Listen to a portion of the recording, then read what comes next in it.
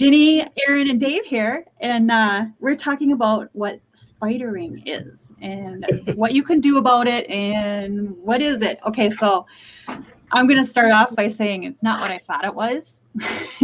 I thought it was like when they steal your information, they see it on Facebook, like when they ask questions, like, what's your favorite color? What street did you grow up on? Stuff like that. And I thought they collected that kind of data to hack you, but I guess that's not really what spidering is. It's kind of similar, right? But they still do that. Okay. They gather your information to try and build your password. Mm-hmm. And then you think about it, you know, and I talked about this before we went on the air here, like I never use my, you know, whatever, my favorite or my first car information as a password. But when you set up an account and they want security questions, you know, they ask those are those the kind of questions. things they ask. Yeah. So, you know, easy stuff to find on your social media pages. Yeah. Go ahead, Aaron. One of the ways, you know, I think I see it as it's very similar to how our search engines operate in their environments, where they, you know, collect ridiculous amounts of data across the World Wide Web to better provide a user experience, you know, for your search criteria. And these spider bots or web crawlers or whatever you want to call them are very similar. They're not just looking for general web page clicks and links and data. They're looking for business, you know, specific business data, specific user data. And what they'll do is they'll send their little spider bots out there with a name or an account or some sort of information. And it'll go through all your social media. It'll go through anything that is relevant to your name or whatever keywords they put into it, and collect data and return that data to them. And then they can use that to try to hack your whatever. Yeah, lots of different ways to hack it or sell it or whatever they can do. Yep. So, and going back to that, the security questions, Dave, I think somebody taught me a long time ago. They said you're not supposed to actually use that information. You're not actually supposed to give them an honest answer. You're supposed to use something screwy, right? Right. Don't use your mother's maiden name. Use her mother's maiden name. Right. Or make something up. Or make something up. Yeah. You know, I thought about this the other day. I was talking to someone, called in and they were locked out of their computer, and they said, well, our password is usually this, which part of the company name was in the password. Mm-hmm. And I thought to myself, what about former employees? You know, yeah. Everybody has like the password, company name, !! company. Yep. Or company name, street number, you know, stuff like that. Yeah. I mean, not only can I get into your account, I can get into many accounts, you know. So that's why we really push the multi-factor and the password. Yep. I'm getting off topic a little bit, but the password policy, where you have to have strong passwords, not reuse them. You know, don't reuse them. Yeah. Something like LastPass.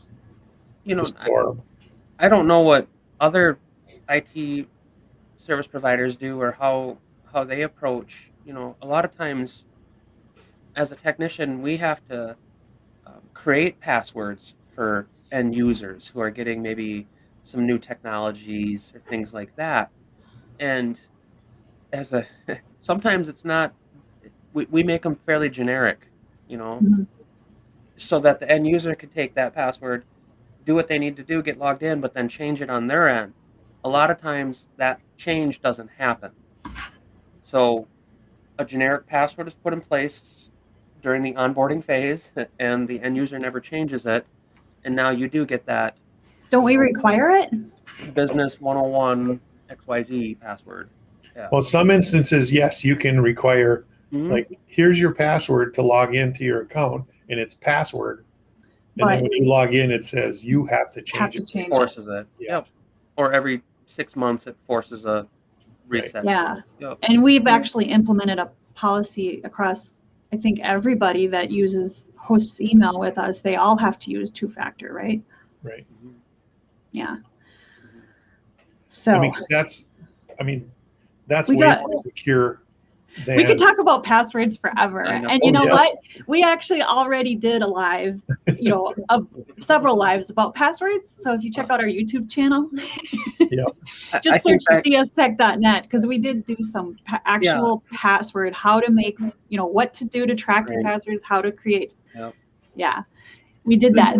I want to kind get of back. backing up though a little Yeah, bit go ahead. for the conversation. If you're gonna use your mother's maiden name in your password policy, don't broadcast it on social media either. I mean, if you're gonna use the make and model of your first car, don't put pictures of the make and model of your first car up on social media and how happy you are, to remember the good old days or They whatever. could find it in your family tree anyway. Yeah. So, I mean, really, because when you go to what's that website where you look up your information? You know what I'm saying? my pond. I can't remember. If you look up your information, it'll actually say in there who you're related to. Oh yeah, white pages, even something as simple Yeah. as that. Yeah. So maybe not use your mother's maiden name at all. So Well, certainly your close friends will know a whole lot of those answers to your, because they rode around in that first car with you and they picked you up Yeah. on the street in their first car, and yeah.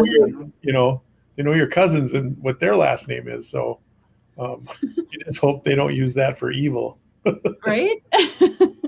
Well, what was it that you said kind of before we got live here too, Dave? If you're gonna get fished, if the real fishers are out there looking to fish, you're gonna get caught. I mean, it's not really even a game for them. Yeah. That's what, I had a network admin tell me that. He goes, if, he firmly believes that if someone wants to fish you and a professional wants to fish you, you'll fall for it. You'll click on something of theirs, eventually.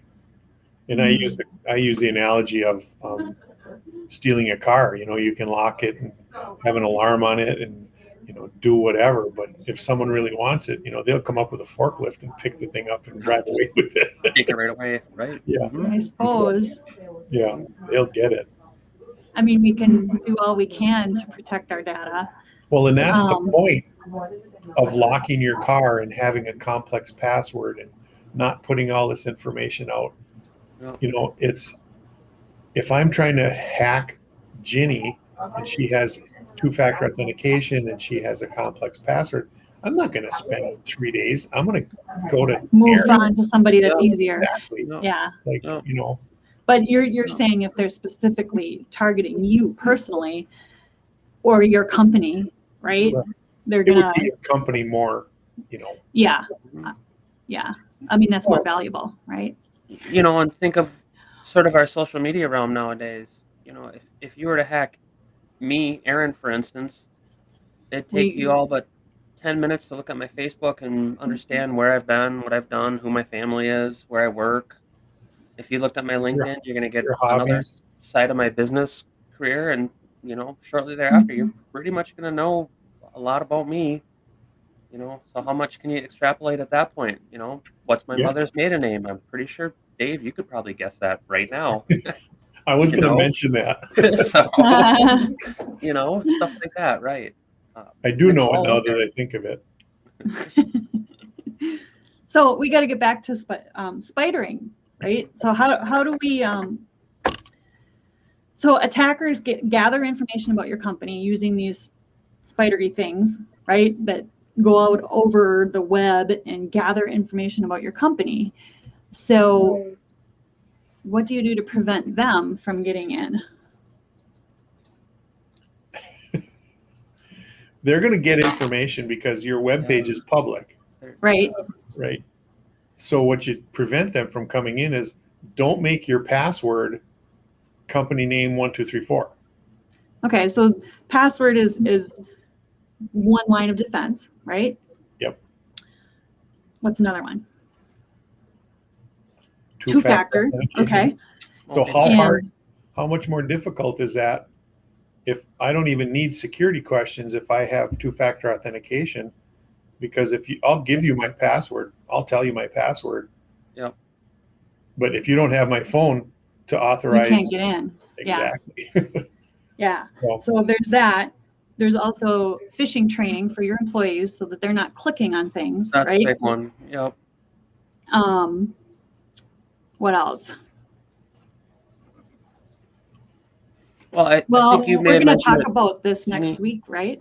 Didn't you What? say something earlier about when you were younger, you were told to not tell the truth on those questions? On those questions. Yeah. Yeah. Or Dave said, your grandmother's maiden name.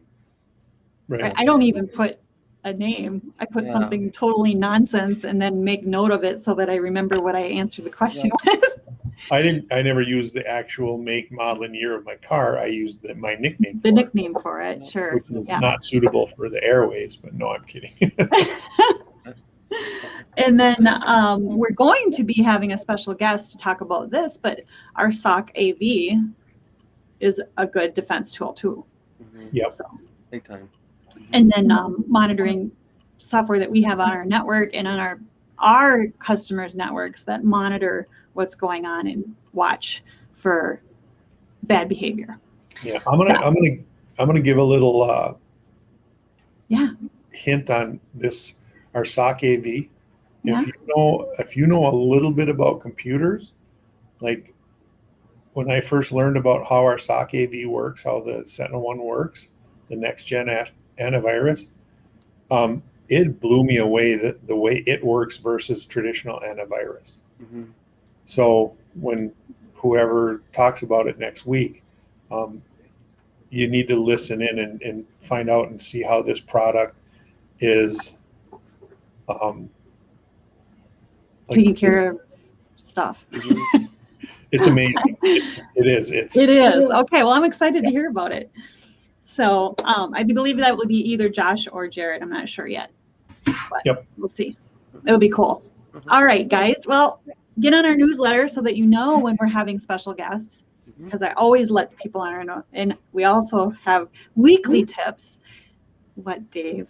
And we have a new webpage on the way. We've revamped our We do. webpage.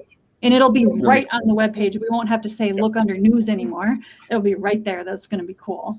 Yeah. But right now, you have to go under news to find it. So, all right. Make it a great day. Thank you, guys. I appreciate your knowledge. Have a good day. All right. Bye. See you next week.